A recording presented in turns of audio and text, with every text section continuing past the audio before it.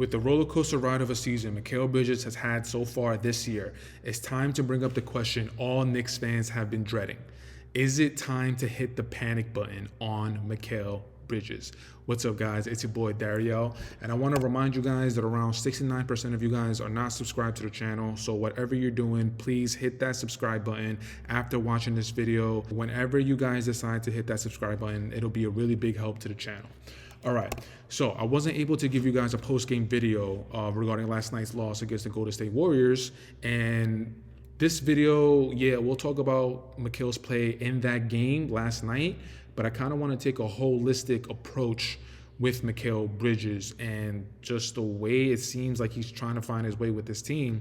And with 21 games remaining, 21 games, guys, 21 games, that is basically right around the corner until playoffs start. I don't know if Mikal is ever going to find that rhythm, going to find that groove of essentially being the third option. When you look at the other teams in the Eastern Conference, mainly Cleveland Cavaliers, Boston Celtics, the Boston Celtics, they do it more as a whole. Obviously, JT and JB, they're the 1A, 1B, or the 1 and 2, whichever way you want to look at it. They have a 1 and 2, and the third option is more so like a collective unit.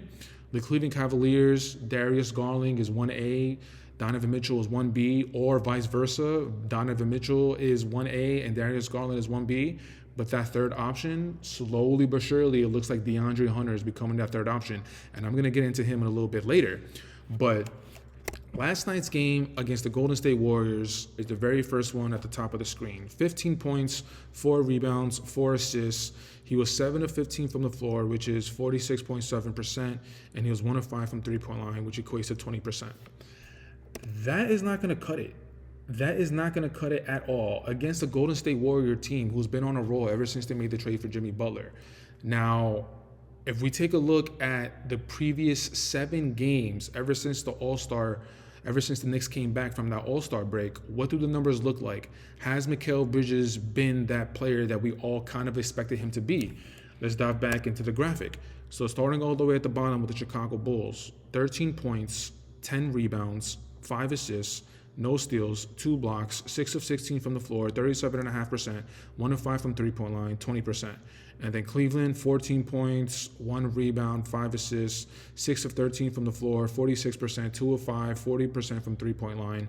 Boston, 14 points, 6 of 13 from the floor, 46%, 2 of 6 from three-point line, 33%. And then Philly, 28 points, 12 of 18 from the floor, 66.7% from the field, 3 of 5 from three-point line, 60%. Memphis, he was 15 points, 7 of 14, 50%. He was an 0 for 5 three-point line.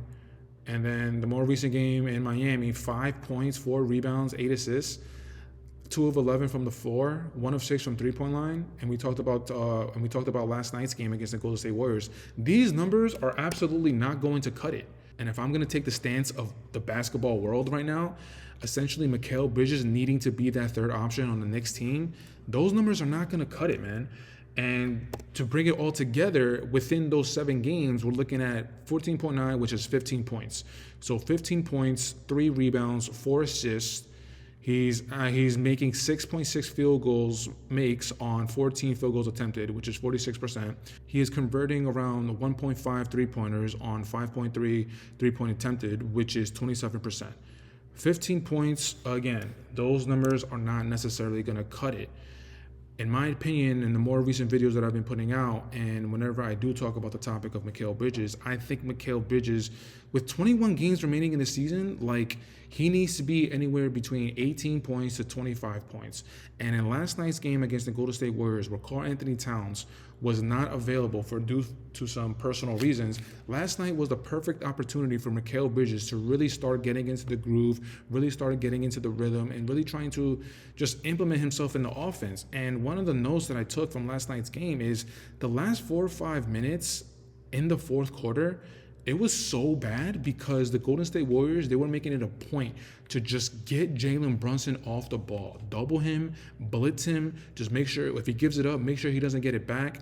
And there was nobody around that was able to create a play for themselves or for one of their teammates. OG Anunoby ended up taking just horrible shots. Deuce didn't really show up.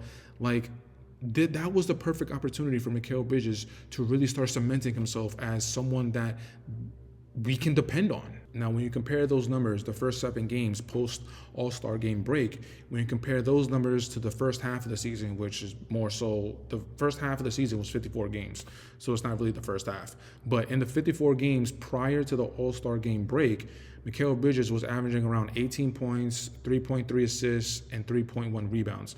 And that is exactly where I think Mikal Bridges needs to be. Now, again, there were some games within those 54 games that it was just up and down. It was more of a roller coaster. I mean, the biggest game that sticks out to me was that Christmas Day game against the San Antonio Spurs and Victor Wembanyama when he broke out for 40 points. I mean, that seems more like an anomaly right now than a consistent showing of Mikal Bridges. And earlier in the video, I talked about the teams that we're going to be going up against. Not really going up against, but the teams that we're going to need to go through in order to get to the NBA Finals, which, if I'm just going to bring it to you guys right now, I really don't see it happening. Even getting to the Eastern Conference Finals, I'm not exactly sure if that's going to happen. But the 2 teams, Cleveland Cavaliers and the Boston Celtics. Okay, so like I said at the beginning of this video, the Boston Celtics, they clearly have their 1A and 1B, or their 1 and 2. Jason Tatum and Jaylen Brown. If you want to put Jason Tatum at the first spot and Jaylen Brown at the second, whatever, that's fine. Or if you want to do it vice versa, that's fine. But then that third option is a collective unit between Sam Pritchard coming off the bench, between Kristaps Porzingis, between the defensive prowess of Jrue Holiday, Derek White. You have Sam Hauser even coming off the bench, being able to just drop 3-point buckets. So the Boston Celtics, they have a collective unit that's going to be able to take over that third option mantle. Now, the Cleveland Cavaliers, earlier I said that the 2 best players on the team is Donovan Mitchell and Darius Garland. And Donovan Mitchell is definitely that number 1. I'll be open to the conversation of Darius Garland being that really being 1B. I'm open to that conversation, but what I really want to talk about, DeAndre Hunter. DeAndre Hunter, ever since he came to the Cleveland Cavaliers, that trade happened on February 7th. And his first game with the Cleveland Cavaliers was on February 10th against the Minnesota Timberwolves. So ever since February 10th, he has a box score of, the first game, he had 12 points. He was 3 of 7 from the floor, 43%, 3 of 4 from three-point line, 75%. The game after that, he had 18 points. He was 6 of 12 from the floor, 50%, 4 of 9 from three-point line, 45%.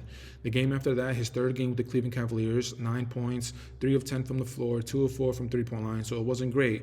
But then his fourth game, he had 16 points, 6 of 7 from the floor, 85% from the field, 4 of 4 from three-point line. His fifth game, he had 12 points, he had 8 rebounds, he had 2 assists, 4 of 10 from the floor. He was an 0-for as far as the three-point line, 0 of 4, not great.